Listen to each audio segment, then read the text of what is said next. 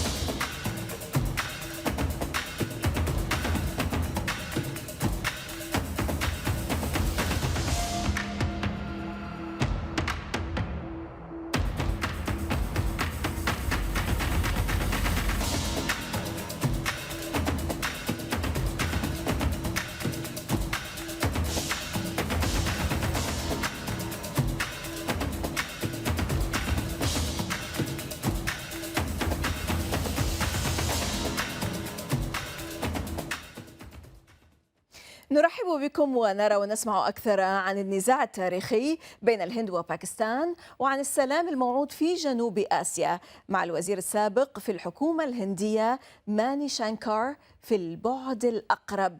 هذه الميادين وأنا زينب صفار، خليكم ويانا. Mani Shankar Aiyar, Indian diplomat and politician, senior leader in the Indian National Congress, chairperson of South Asia Foundation and author of Memoirs of a Maverick. Mr. Mani Shankar, salam and welcome to Al Mayadeen. This is the Proximate Aspect. I'm Zainab Al Safar. Assalamu alaikum. Wa alaikum salam. Pure pleasure to have you, sir. Thank you. Always welcome. Well, Your Excellency, recently you have published the first volume of a three-part autobiography, Memoirs of a Maverick. Unorthodox, non-traditional, non-conformist, independent are among many other various synonyms for maverick. Why maverick? And how do you describe your journey as a diplomat and politician, sir? Well, my entire journey through life has been so individual. I have not been able to enter within the discipline, either the intellectual or the organizational discipline of organizations to which I have joined, that it seems to me that my mind was always taking an independent path. And that is what has made the entire journey of my life more the journey of a maverick than of a conformist. Allow us, sir, to delve more into the depth of your memoirs. You were born in Lahore. Your family migrated to India from newly independent formed Pakistan following the partition of British India in 1947. Following a warm-up in relations between India and Pakistan in 1978, you were named India's first Consul General in Karachi. What were the lessons learned while in Karachi, and what is India's biggest asset in Pakistan in your perspective? And as far as you know, how to improve India-Pakistan relations? I regret the fact that India was divided, but it is a reality that India and Pakistan both have existed for the last 76 years as independent countries. And there is no prospect whatsoever of Pakistan as an entity, as a sovereign entity, being dissolved. And therefore, the choice before India is whether to make friends with Pakistan or to keep its distance. And when I arrived in Karachi, I expected, like all Indians expect, that we were coming into a country which would be challenging for a diplomat to be posted in. And I was really astonished at the great welcome I received from ordinary people like tailors and waiters and senior people like journalists and politicians and army people or retired army people. And this threw me so much that I was in such confusion in my mind that when my wife said to me, after we had been invited to a dinner party by a former prisoner of war of India's, she came out and she said, "This is an enemy country, right?" And that question remained in my mind, reverberated in my mind for all my 3 years in Karachi, and indeed for the 40 years that have followed. Is this an enemy country? Well, in some senses, it is, in the sense that the two governments don't seem to be able to get together. But at the level of the people, the kind of reception that not only my wife and I, but all our staff, some 120 people, received in Karachi was so overwhelmingly warm, and that I just came to the conclusion at the end of 3 years' stay there, a conclusion that had been growing over the 3 years, that we really should make an effort to cultivate the people of Pakistan because they are our biggest asset in Pakistan. In this sense, in a chapter on Pakistan with valuable insights into Pakistan and India's foreign service, you revealed a Pakistan unknown to Indian people, particularly the young generation, and you have shattered the misconceptions about your neighbor. Why, Mr. Shankar, do you insist on an uninterrupted and uninterruptible dialogue with Islamabad? Why it matters, and do you think dialogue can resolve the thorny issue of Kashmir?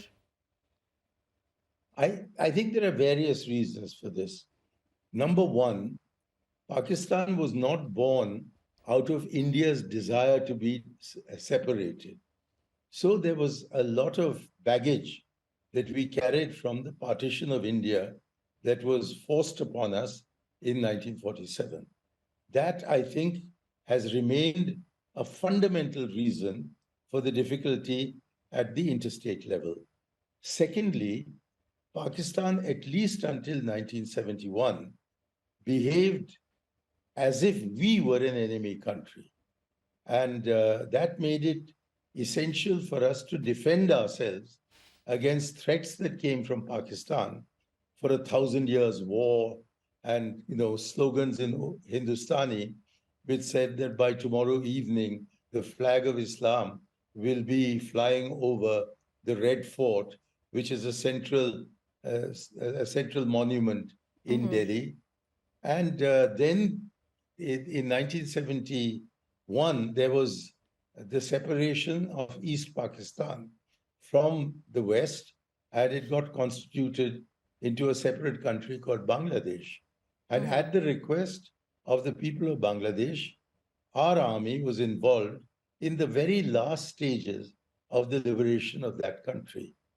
So there was a short period during which it seemed as if we could entertain a normal relationship with Pakistan. But then various incidents took place, various very serious incidents took place, such as violence by non-state actors against innocent people in India, that the atmosphere has never But been this kind conducive. of violence, sir, was reciprocated also. Well, the issue of Kashmir, according to Pakistan, is at the core of the dispute between India and Pakistan. Sure. So there was a Prime Minister of India, Dr. Manmohan Singh, who was Prime Minister between 2004 and 2014. He undertook a major initiative to conduct a dialogue with Pakistan on Kashmir. Behind the scenes, it was a back channel dialogue, and it was so successful that if only President Musharraf had remained in office for another year or two, I'm sure we could have put the problem of Kashmir behind us. But unfortunately, destiny does not always work in the direction in which we desire. Right. And so that initiative came to an end. But I think it showed me that if you do not speak to Pakistan, you cannot find a solution. So dialogue And is the issue that can resolve the Kashmir conflict.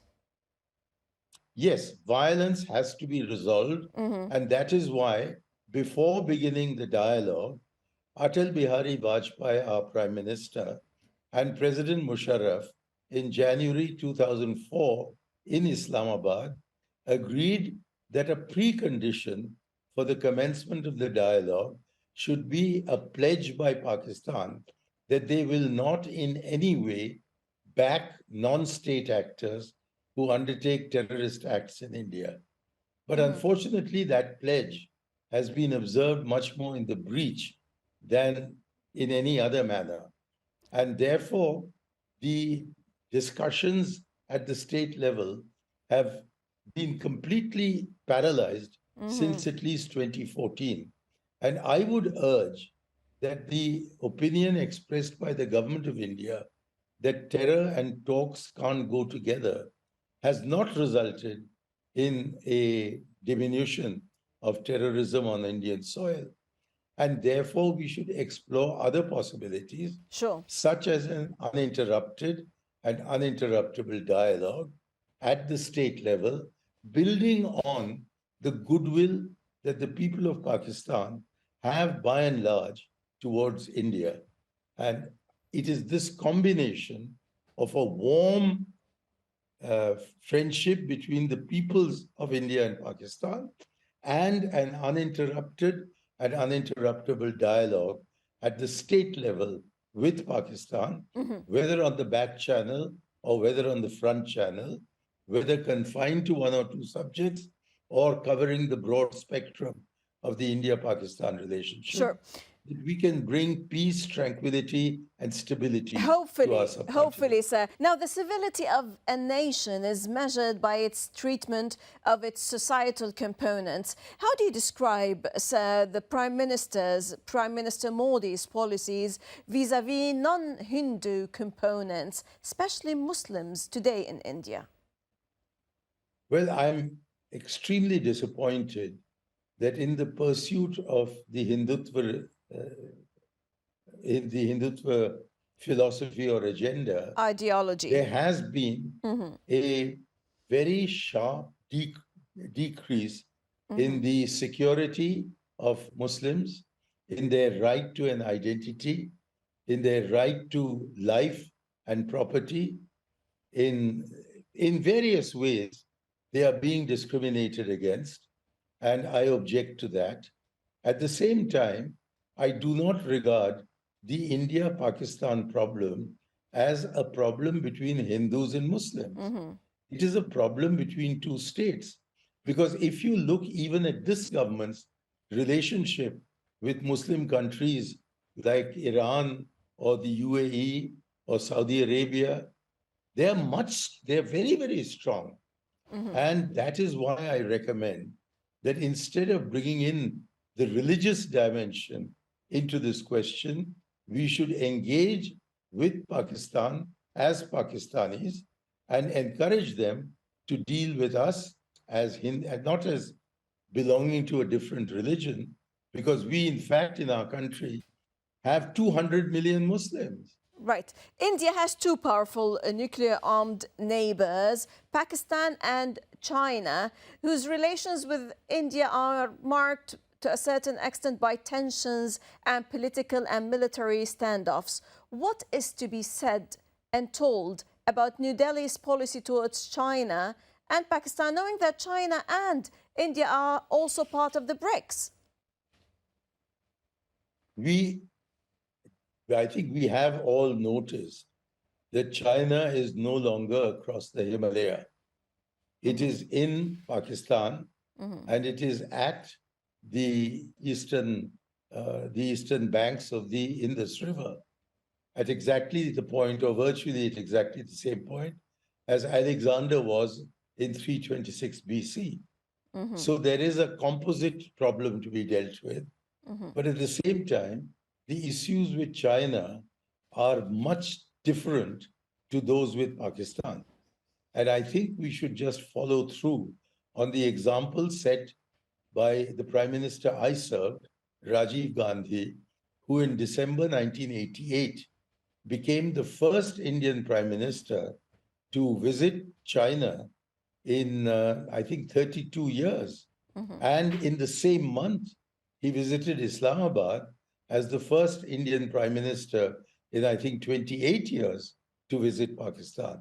And he showed that it was possible to open doors to both these countries and to work towards a resolution of the quite different issues that engage us in respect of Pakistan and China, respectively. And therefore, I would, as I have urged, Yes. an uninterrupted dialogue with Pakistan, I would say the same with respect to China. Does the CPEC, the China-Pakistan Economic Corridor, place extra strains on the relation between India and Pakistan? Well, that is because the CPEC has been made possible only by Pakistan ceding to China the Karakoram Pass, which is an integral part of the disputed territory of Jammu and Kashmir, which the Pakistanis regard as disputed, but we do not regard as disputed. We regard it as an integral part of the state, of the princely state that acceded to India in October 1947. Right. And it is that which causes us the single biggest problem. But then, of course, a very large Chinese presence, including an economic presence in Pakistan, is a security problem for us, so long as we don't sort out our relationship with China. So therefore, our biggest central problems of foreign policy with China, we don't have linguistic affiliations as we have with Pakistan. So the people-to-people element is much less significant. But at the state level, since there are some problems that have been left over by the history, but I think they're all resolvable. And therefore, I would advocate a politics of conciliation and not a politics of confrontation with both these neighbors of ours. Right. Allow me to ask you here, sir. The U.S. corridor project linking the Indian Ocean region, the Middle East and Europe is a new indicator of the escalation of geopolitical competition between India and China and the increasing struggle between China and the U.S. for global and regional influence in technology and trade. The U.S. project also aims as well to integrate the Israeli entity into the Arab region. Will the India, Middle East, Europe corridor counter China and Pakistan and be a game changer for India?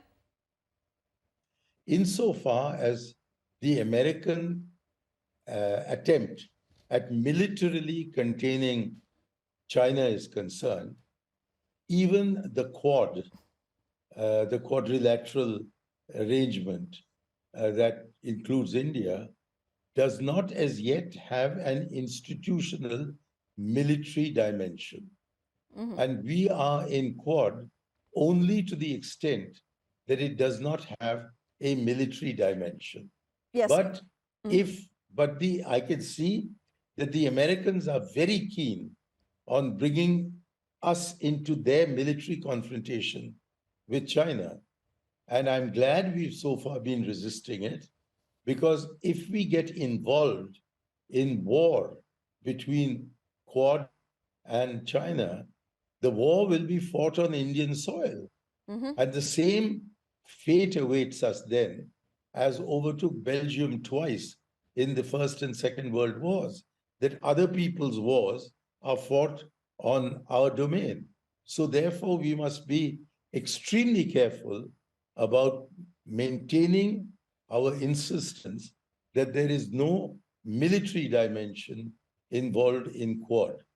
Insofar as our relationship with Israel is concerned, as a congressman, as a Nehruvian, as one who has been very, very deeply sympathetic with the Palestinian cause since I was a college boy, and that was reinforced when I visited Palestine at Yasser Arafat's personal invitation in 1998 on the occasion of the 50th anniversary of Al-Nakba. I strongly believe that we should not be normalizing our relationship with Israel when they are not, they are showing no signs of settling the Palestine issue in the interests of the Palestinian people. And therefore, when Mr. Narasimha Rao, our Congress Prime Minister, raised relations with Israel to the diplomatic level, I strongly objected, even though he was my Prime Minister, on the floor of the House. And I've written a number of articles since then explaining why the moral position that we took on Palestine under Jawaharlal Nehru and right up to the time of Rajiv Gandhi ought to be maintained. But the Israelis are a very clever people, and they have succeeded in seducing the Indian establishment into having a very fruitful relationship between Tel Aviv and New Delhi. And in this process, I'm afraid the kind of backing that we used to give the Palestinian cause has certainly taken a backseat. But on the other hand, the Arab countries, which were supporting the Palestinians, they're so divided. They're so divided Unfortunately, that yes. the Palestinians are now being forced to rely on themselves rather than on their Arab brothers. So if the Arab brothers are deserting the Palestinian cause, then are you surprised that a faraway country like India also says, well, if the Arabs can't resolve this, who are we to deny ourselves the benefits of a relationship with Israel? So I'm afraid the first step, the necessary step, is for the Arab nations to get together again, as they did in 1948, to back the Palestinian cause to the hilt. If they don't do it, then people like us look like outliers trying to interfere in somebody's internal affair. Thank you very much, Mr. Mani Shankar Aiyar, former Indian minister. You have made that point extremely clear. Thank you for sharing your eye-opening perspectives. Always a pleasure to have you. Thank you very, very much. I'd love to come on again whenever you'd like. Inshallah. Most welcome, sir. في مان الله. في مان الله. إذا وبحسب ماني شانكر من الممكن تحويل جرح المشاعر الدينية إلى مكسب سياسي. إن الدين هو السبب الوجودي لولادة باكستان من الممكن أن يجري استحضاره بسرعة وفعالية إذا نظرنا إلى الهند باعتبارها تستغل المحن السياسية والاقتصادية التي تعيشها باكستان، ولأن باكستان موجودة لتبقى وتتمتع بالقدرة على استعادة نظامها السياسي واقتصادها المحطمين، فإنه يتعين على الهند أن تقرر إن كانت ستواصل فك ارتباطها الذي دام ما يقرب من عقد من الزمن مع باكستان. ومن الواضح أنه إن فاز مودي عام 2024 فإن فك الارتباط هذا سيستمر، لكن بالنظر إلى الضرورة الحتمية لتوحيد المعارضة لإحباط هذه النتيجة، فلا بد من إدراج السياسة الباكستانية في الوقت المناسب بالتراضي في أجندة المعارضة الهندية المشتركة. فهل من الممكن أن يتحقق ذلك؟ من كل الميادين سلاما وتحية، في أمان الله.